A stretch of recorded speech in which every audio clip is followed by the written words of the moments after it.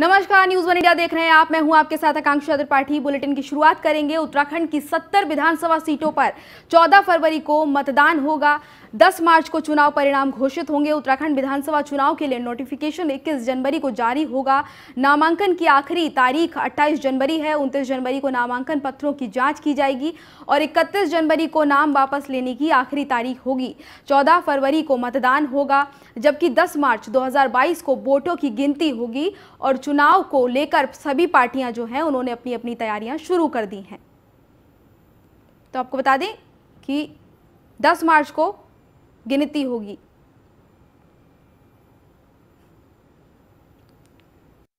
पहला तो यह आपने चुनाव बताया कि कैसे यूपी का कैसे 7 फेज में होगा। That map will be given to you. और किसी पार्टी ने वहां पे हमसे शायद एकाध किसी पार्टी ने कहा होगा, किसी पार्टी ने भी इस तरह की हमसे कोई डिमांड नहीं करी थी कि ईस्ट से वेस्ट कराइए।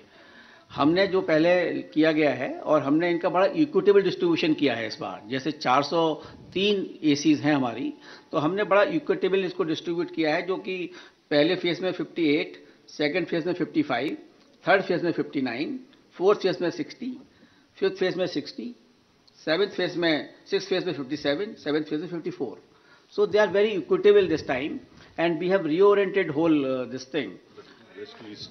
But it is west to east, west to east. Number of vehicles जो नॉमिनेशन के टाइम पे जा सकता है वो 2 है और रिटर्निंग ऑफिसर अपना कमरे इतना इंश्योर करेंगे कि बड़ा है और सोशल डिस्टेंसिंग वहां पे वो रखवा सकते हैं।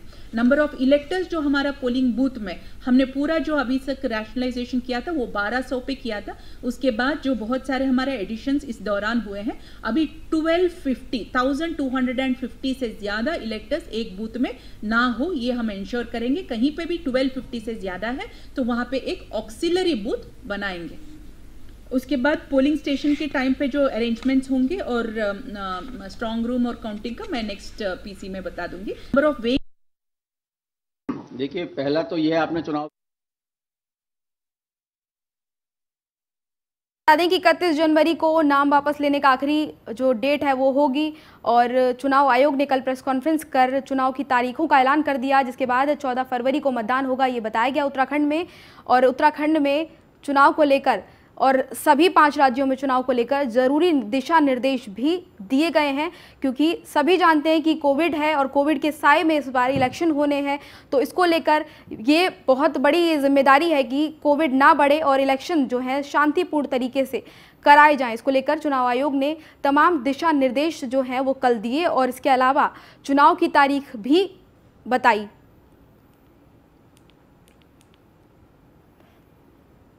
और इसी खबर पर ज्यादा अपडेट के साथ हमारे संवाददाता संदीप नेगी हमारे साथ जुड़ गए हैं। संदीप, आपसे जानना चाहेंगे कि उत्तराखंड में चुनाव आयोग जो है उन्होंने इलेक्शन का जो ऐलान कर दिया है और अब आचार संहिता भी इसके साथ ही लागू हो गई है, तो आचार संहिता का किस तरह से पालन कराते हुए इलेक्शन के लिए इंतजाम किए जा रहे हैं?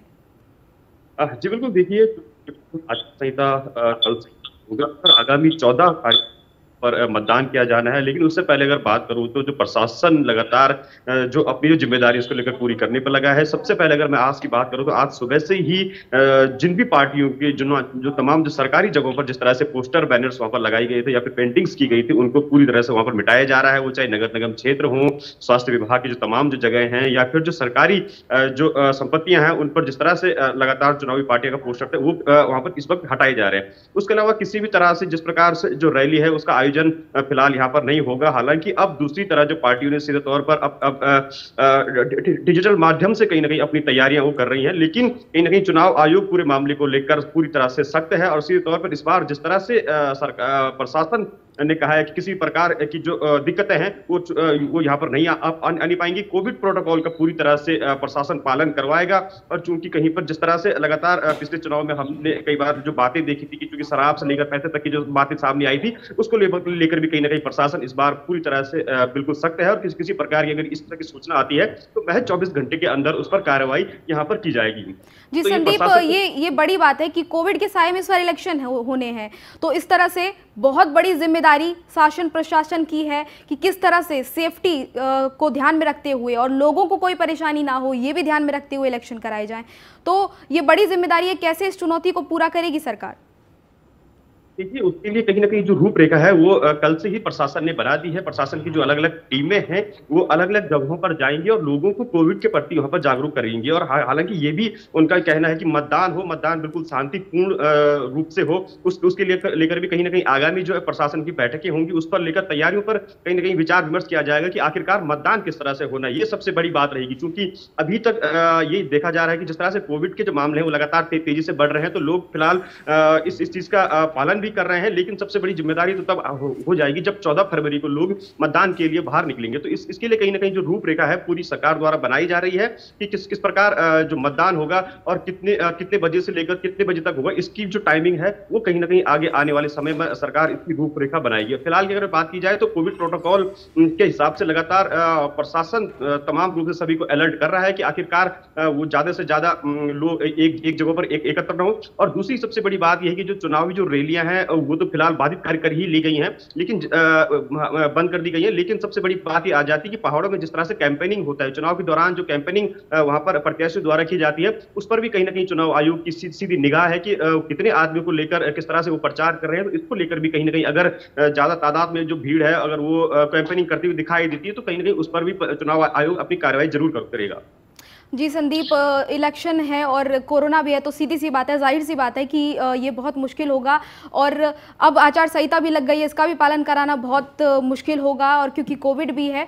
तो आप ये बताइए कि जो उत्तराखंड के लोग हैं वो कोरोना को लेकर कितने सतर्क हैं, और इलेक्शन है तो फिर लोग जो हैं वो कैसे इलेक्शन के टाइम पे कोरोना को ध्यान में रखते हुए सेफ्टी खुद बरतेंगे? बिल्कुल, देखिए, लोगों को इस बार चूंकि कोरोना भी है और इलेक्शन भी होने हैं, तो कहीं ना कहीं दोनों चीजों को लेकर लोगों को ध्यान जरूर यहाँ पर रख रहे हैं। फिलहाल की अगर मैं बात करूं तो उत्तराखंड में लगातार जो कोविड के केस बढ़ रहे हैं, आज की अगर मैं बात करूं तो कम से कम 3,000 से ज्यादा जो कोविड पॉजिटिव केस हैं, एक्टिव केस हैं, इस वक्त प्रदेश में है। सरकार भी सीधे तौर पर कह रही है कि कहीं ना कहीं 2 गज की दूरी है, मास्क जरूरी है, उसका पालन भी जरूर करें, घर से बहुत कम घरों से बाहर निकलें। लिहाजा दूसरी तरफ अब आचार संहिता भी लग गई है, तो ऐसे में कहीं ना कहीं जो दिक्कतें तो अब हालांकि बहुत जरूरी है, लेकिन अगर कोविड का प्रोटोकॉल अगर पालन यहाँ पर किया जाएगा तो संभवतः यह है कि जो दिक्कतें आने वाले समय में प्रशासन के लिए भी जरूर कहीं ना कहीं कम होंगी। लेकिन कहीं ना कहीं चैलेंज जरूर यह इस बार है कि आखिरकार चुनाव किस तरह से संपन्न करवाए जाए, क्योंकि जो तमाम जो प्रत्याशी हैं वो भी अपनी जो प्रचार पूरा करेंगे, कैंपेनिंग वो लगातार करेंगे, लेकिन प्रशासन के सामने सबसे बड़ी दिक्कत यह है कि आखिरकार बढ़ते हुए कोविड के जो मामले हैं उनको किस। चलिए संदीप, तमाम जानकारी के लिए आपका बहुत बहुत धन्यवाद। आगे बढ़ेंगे। चुनाव की तारीखों के ऐलान पर बोले कर्नल कोठियाल। आप सीएम प्रत्याशी कर्नल कोठियाल ने दी प्रतिक्रिया। उन्होंने कहा कि 2022 का चुनाव जो है वो जीत हार का नहीं है, ये चुनाव बीजेपी और कांग्रेस को हटाने का है। कोठियाल ने ये बड़ी बात कही है। 14 तारीख को लोगों के मन में झाड़ू चुनाव चिन्ह होगा। आगामी चुनाव के लिए आम आदमी पार्टी तैयार है। तो कर्नल कोठियाल का ये बयान सामने आया है। और बार जो इलेक्शन है वो उत्तराखंड में सरकार बनाने का नहीं है। इस बार इलेक्शन है उत्तराखंड को इन बीजेपी और कांग्रेस ने जो बुरी तरह से तोड़ दिया है, उस टूटे हुए उत्तराखंड को दोबारा से बचा करके नवनिर्माण करने का। हमसे कई लोग ऐसे ही सवाल करते हैं कि आम आदमी पार्टी तो नई पार्टी है, ना इनका कोई कैडर है, ना इनके कोई संगठन है। तो हम बताना चाहते हैं कि किसी पार्टी का कोई भी कैडर हो, 100 साल पुरानी है बीजेपी और कांग्रेस। आम आदमी पार्टी का जब हमने बिजली गारंटी स्कीम निकाली तो उसमें कोई 14.5 लाख परिवार ने रजिस्ट्रेशन करवाया। जब हमने रोजगार की गारंटी स्कीम निकाली तो 8.5 लाख युवाओं ने, लड़के लड़कियों ने रजिस्ट्रेशन करवाया। आजकल हम महिलाओं का जो 1,000 रुपये पर मंथ उनके अकाउंट में भेजेंगे उसका रजिस्ट्रेशन करा रहे हैं, कोई 2-2.25 लाख हो गया है। इसी प्रकार से जब हमने तीर्थ स्थानों में तीर्थ यात्रियों को किस प्रकार से भेजने का जो तरीका बताया, उसकी जो घोषणा करी, तो उसमें कोई 2.25 लाख लोगों ने रजिस्ट्रेशन कराया। आज आम आदमी पार्टी के पास कोई 18 लाख के करीब ऐसे डायरेक्ट रजिस्ट्रेशन जो लोगों के हो रखे हैं वो डेटा है। तो उनके पास तो केडर वाला होगा कि बीजेपी वाला कांग्रेस में टूट के जा रहा है, कांग्रेस वाला बीजेपी में टूट के जा रहा है, उनका कैडर को समझ में नहीं आ रहा है मैं किस में जाऊँ। लेकिन हमारे पास में तो जो ज़रूरत है जनता की, उस जनता का असली सोच वाला रजिस्ट्रेशन जो डेटा है।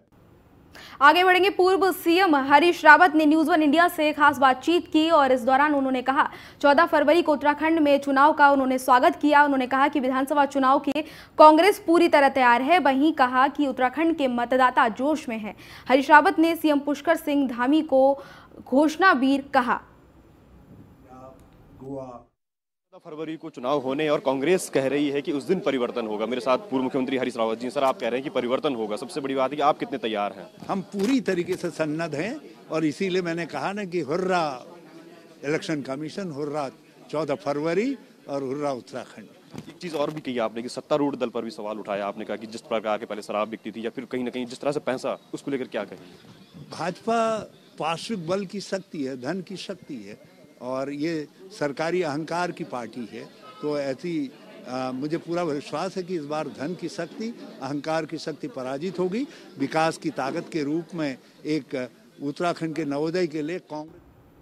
आगे बढ़ेंगे। उत्तराखंड में बन रहे सैन्य धाम पर सवाल उठाते हुए आम आदमी पार्टी के सीएम उम्मीदवार अजय कोठियाल का कहना है कि सैन्य धाम का काम आर्मी को देना चाहिए। आर्मी ही सैन्य धाम को सही तरीके से तैयार कर सकती है, जिसके अंदर जाते ही किसी भी व्यक्ति को देश सेवा, साहस और सेना के जज्बे का रूबरू होने का मौका मिलेगा। प्रेस कॉन्फ्रेंस के दौरान कोठियाल ने एक वीडियो भी दिखाया जो कि रिजंगला का है, जिसको आर्मी ने बनाया है। सैनिकों का कैसे इस्तेमाल होना चाहिए इफेक्टिव गवर्नेंस बनाने में, उसके लिए उत्तराखंड सैनिक प्रकोष्ठ जो बनाई गई है, जिसके कर्नल सुनील कोटनाला चेयरमैन है, वो जगह जगहों से सैनिकों से सुझाव ले रहे हैं और उन सुझावों को लेकर के हम उसको इम्प्लीमेंट करेंगे। तीसरा हो गया, अगर कोई सैनिक शहीद होता है, शहीद की परिभाषा उसमें शहीद होता है, तो जिस दिन वो शहीद होता है उसके अगले दिन आम आदमी पार्टी की सरकार यहाँ पे उसके घर में जाकर के पूरे रिस्पेक्ट के साथ में 1 करोड़ रुपए का चेक दे के आएगी, ताकि उसकी शहादत दुनिया को पता चले। और ये नहीं कि उसको जरूरत है पैसे की, पर उसकी जो रिस्पेक्ट है उसको कैसे समाज के सामने रखें। आगे बढ़ेंगे। हरिद्वार के ज्वालापुर विधानसभा ग्राम शहीदावाला ग्रांट बुग्गावाला में श्री गुरु रविदास शक्तिपीठ मूर्ति स्थापना की ओर से मंदिर का उद्घाटन हुआ। हिमाचल प्रदेश के राज्यपाल राजेंद्र अर्लेकर और बीजेपी के प्रदेश प्रभारी दुष्यंत गौतम ने मंदिर का उद्घाटन किया। उद्घाटन कार्यक्रम के दौरान लोगों की आस्था दिखाई दी और इस दौरान सुरक्षा को देखते हुए पुलिस बल भी तैनात रहा। तो आपको बता दें कि मंदिर का उद्घाटन कार्यक्रम किया गया था, जहां पर सुरक्षा के भी पुख्ता इंतजाम किए थे और उद्घाटन कार्यक्रम के दौरान जो लोग हैं जो वहां पर पहुंचे थे, उनकी आस्था भी देखने को मिली। और ये मंदिर का उद्घाटन कार्यक्रम था।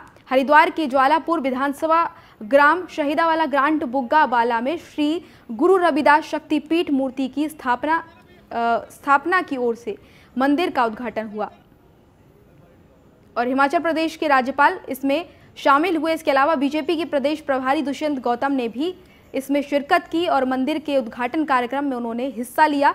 और इस कार्यक्रम के दौरान अच्छी खासी सुरक्षा व्यवस्था भी नजर आई और सुरक्षा के काफ़ी अच्छे पुख्ता इंतजाम किए गए थे और जो लोग इस कार्यक्रम में शामिल हुए थे उनमें आस्था देखने को नजर आई। लोगों की आस्था भी नजर आ रही थी और मंदिर के उद्घाटन कार्यक्रम का ये पूरा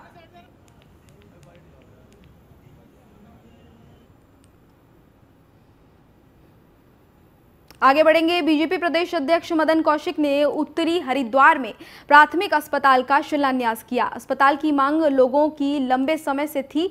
कोरोना प्रोटोकॉल और भारी बारिश के इस दौरान जो लोग हैं वो कम वहां पर पहुंचे थे। इस दौरान मदन कौशिक ने कहा कि प्राथमिक चिकित्सालय का काम युद्ध स्तर पर चलेगा। शिविर के कार्य के लिए पैसे जो हैं उसकी जो मंजूरी है वो भी हो गई है और इलेक्शन के बाद काम तेज़ी से शुरू हो जाएगा। हमने जो वादा किया है उसे हम निभाएंगे। तो आपको बता दें कि लंबे समय से यहाँ के जो लोग थे वो अस्पताल की मांग कर रहे थे और अब ये मांग उनकी पूरी हो गई है। आपको बता दें कि अस्पताल की मांग जो थी वो लोगों की लंबे समय से थी और अब शिलान्यास मदन कौशिक ने अस्पताल का कर दिया है, जिसके बाद यहाँ के लोग काफ़ी खुश नज़र आए हैं। कोरोना प्रोटोकॉल को ध्यान में रखते हुए और बारिश भी थी, इसको देखते हुए यहाँ पे जो लोग हैं वो कम मौजूद थे। और आपको बता दें कि इस कार्यक्रम के दौरान मदन कौशिक ने कहा कि प्राथमिक चिकित्सालय का जो काम है वो युद्ध स्तर पर चलेगा और इसके लिए पैसे की भी मंजूरी हो गई है और इलेक्शन के बाद काम तेज़ी से शुरू हो जाएगा। उन्होंने ये भी कहा कि हमने जो वादा किया है वो हमने निभाया है और आपको बता दें कि ये जो अस्पताल है इसको लेकर जो लोग हैं यहाँ के वो काफ़ी समय से मांग कर रहे थे।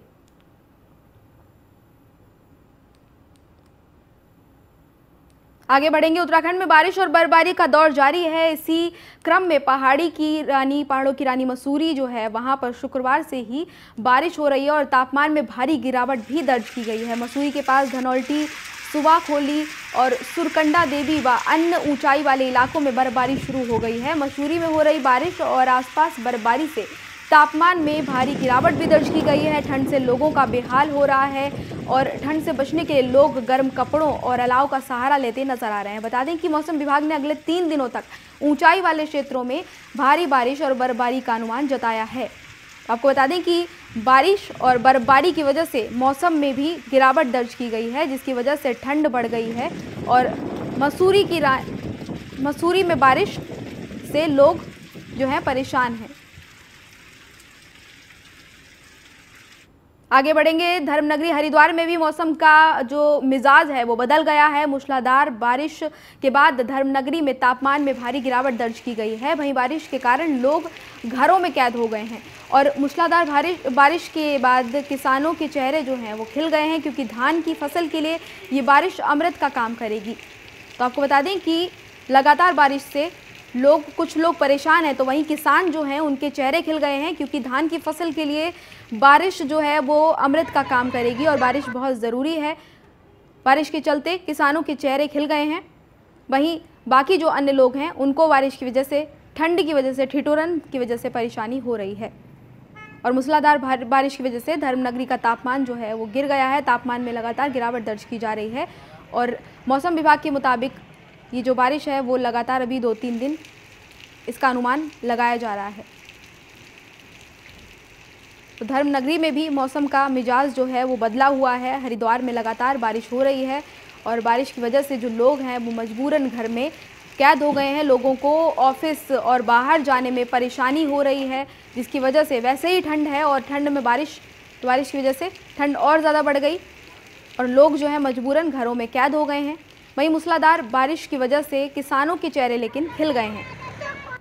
किसानों के चेहरों पर बारिश की वजह से खुशी नज़र आ रही है, क्योंकि धान की फसल के लिए बारिश जो है अमृत का काम करती है और बारिश की धान की फसल को ज़रूरत होती है। तो ऐसे में किसानों को फ़ायदा मिल रहा है बारिश की वजह से, जिसकी वजह से किसान इससे खुश नज़र आ रहे हैं।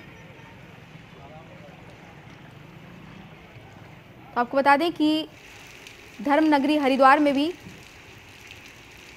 बारिश हो रही है।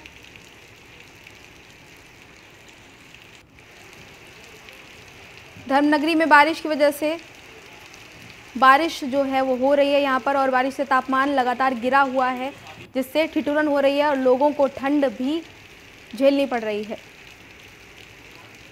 आगे बढ़ेंगे। हरिद्वार के खानपुर विधानसभा के विधायक कुंवर प्रणव सिंह चैंपियन ने अपने विधानसभा क्षेत्र को मिनी स्टेडियम की सौगात दी है।